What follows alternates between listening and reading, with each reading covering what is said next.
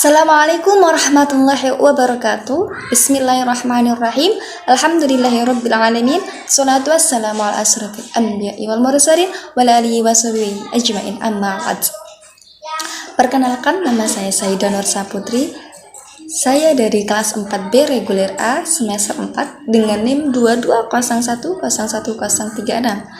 Di sini saya membuat video pembelajaran tentang mata kuliah Al-Quran Hadis di Madarasah yang dibimbing langsung oleh dosen Siti Murtasiah MPD. Di sini saya akan membahas video pembelajaran tentang berpikir positif dan sabar dalam menghadapi cobaan dan ujian. Pembahasan yang pertama yaitu tentang pengertian berpikir positif. Apa sih pengertian dari berpikir positif? Berpikir positif ialah cara berpikir yang berangkat dari hal-hal yang baik, yang mampu menyulut semangat untuk melakukan perubahan menuju taraf yang lebih baik. Dalam konteks inilah, berpikir positif telah menjadi sebuah sistem berpikir yang mengarahkan dan membimbing seseorang untuk meninggalkan hal-hal yang negatif, yang bisa melemahkan semangat perubahan dalam jiwanya. Pikiran yang positif dapat membangun dan memperkuat kepribadian seseorang tersebut serta karakter seseorang tersebut. Nah, berarti bahwa bisa dikatakan kita menjadi pribadi yang lebih matang lagi dan lebih berani lagi dalam menghadapi tantangan dan melakukan hal-hal yang sehat. Secara sederhananya, berpikir positif adalah aktivitas berpikir yang kita lakukan dengan tujuan membangun dan membangkitkan aspek positif pada diri kita, baik yang berupa potensi, semangat, tekad, maupun keyakinan diri kita. Menurut Jim Dornan dan Jean Maxwell, pemikiran yang positif dapat mengubah hidup serta membuat kita sukses dalam usaha apa yang kita kejar. Tetapi untuk mencapai hal tersebut harus melalui beberapa indikator. Yang pertama, itu ialah percaya diri. Bila seseorang sudah percaya diri, maka mereka itu memiliki pikiran yang positif, yang ia yakin bahwa dirinya sendiri itu percaya diri. Berkat pikiran yang positif itulah seseorang menjadi berkeinginan untuk mencoba hal-hal yang baru serta mencoba berbagai kesempatan. Yang ketiga yaitu ketekunan.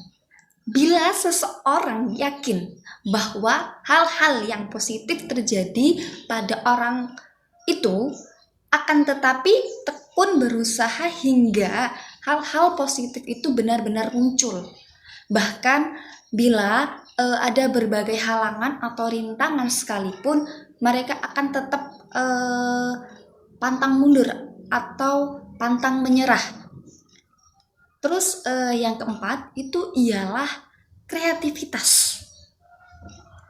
Jika pikiran seseorang setuju pada hal-hal positif, maka akan tumbuh keinginan besar pada orang tersebut untuk terus menyelidiki, bertanya, serta mencari tantangan-tantangan yang baru. Yang kelima, yaitu kepemimpinan.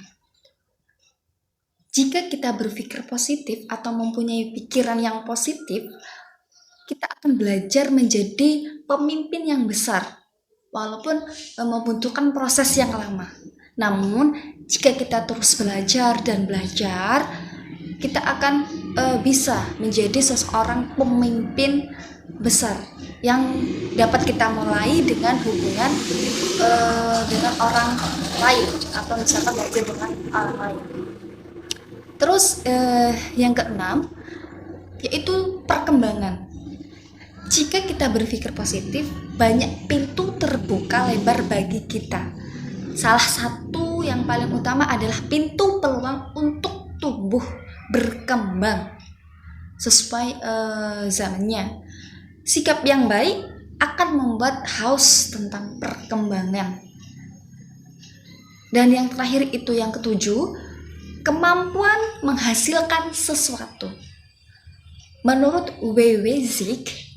adalah tak akan ada yang dapat menghentikan orang yang bermental positif untuk mencapai tujuannya.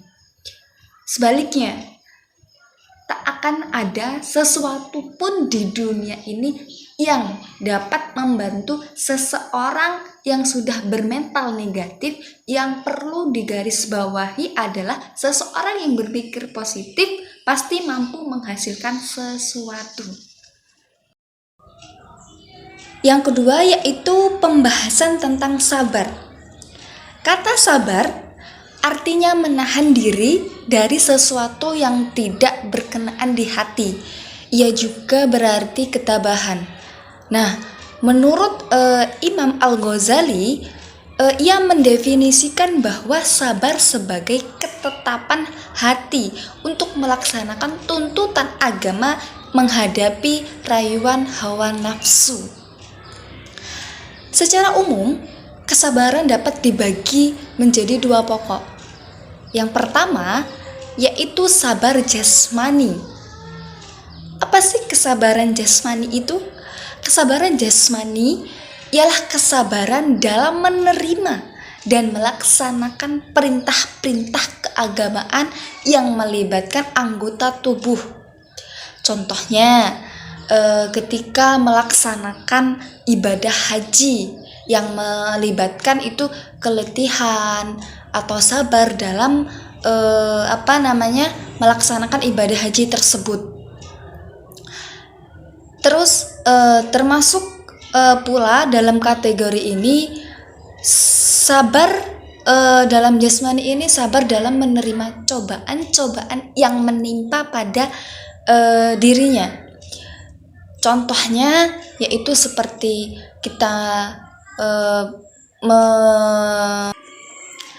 termasuk pula pada kategori ini ialah sabar dalam menerima cobaan-cobaan yang menimpa jasmani seperti penyakit, penganiayaan, dan sebagainya.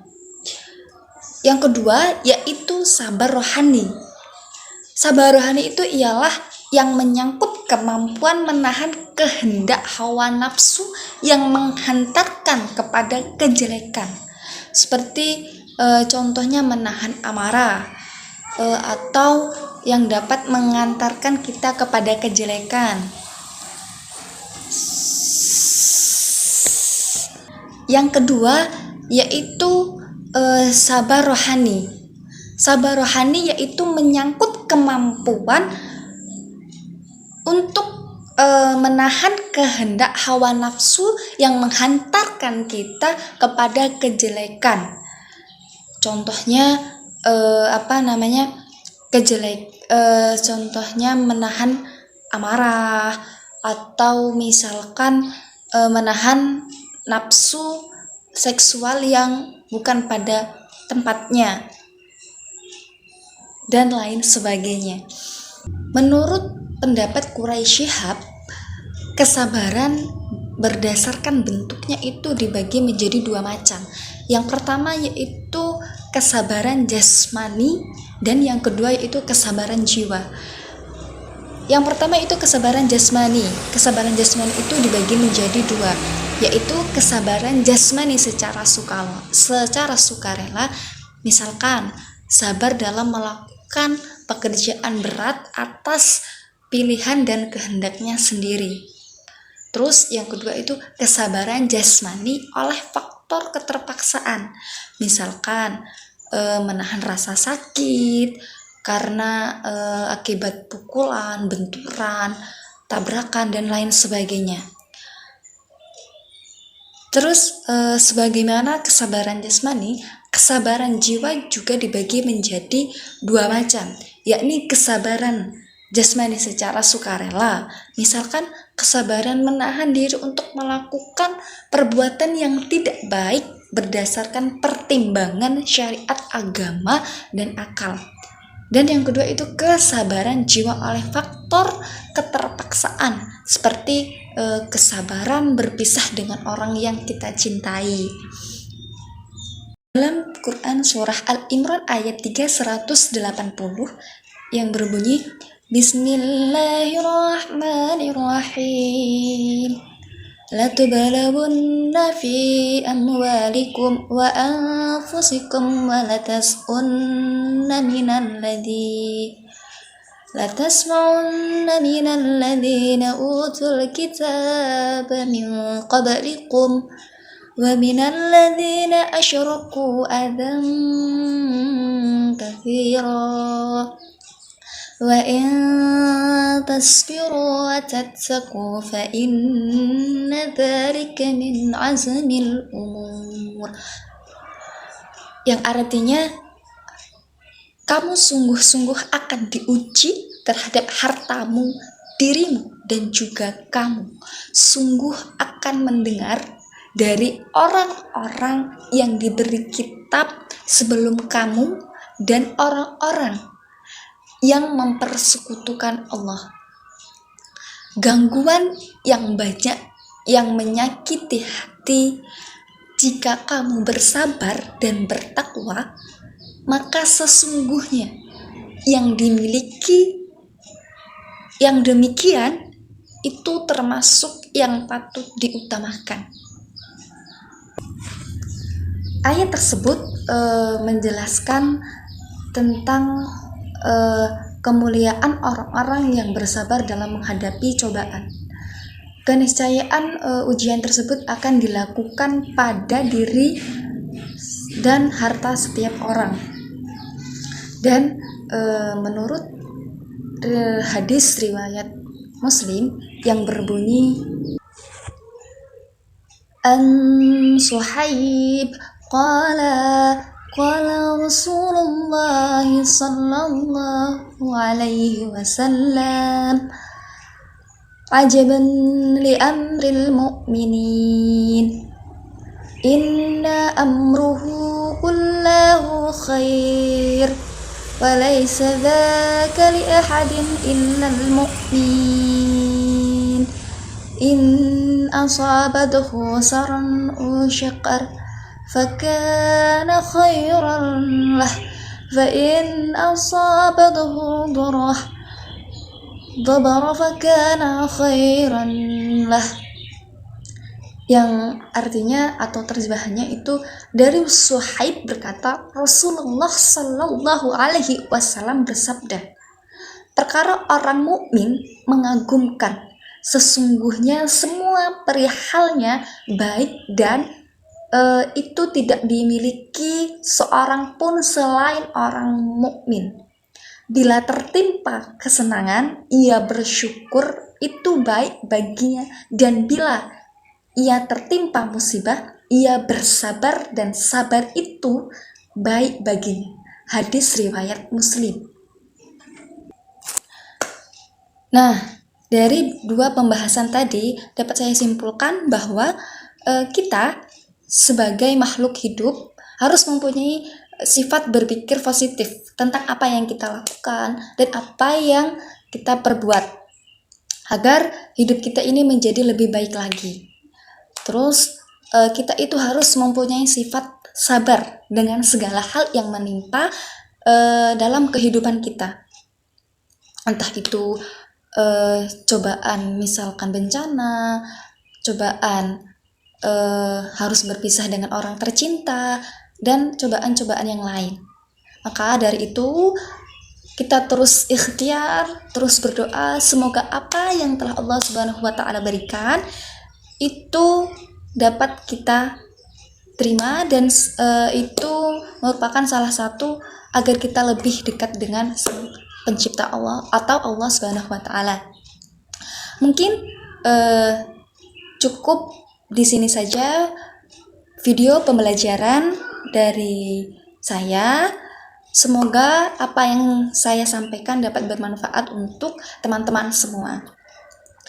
Sebelum itu saya Sayyidah Nur Saputri minta maaf jika ada tutur kata yang kurang sopan dan meminta maaf jika ada kesalahan-kesalahan yang tidak saya sengaja, serta saya memohon ampun kepada Allah Subhanahu wa taala.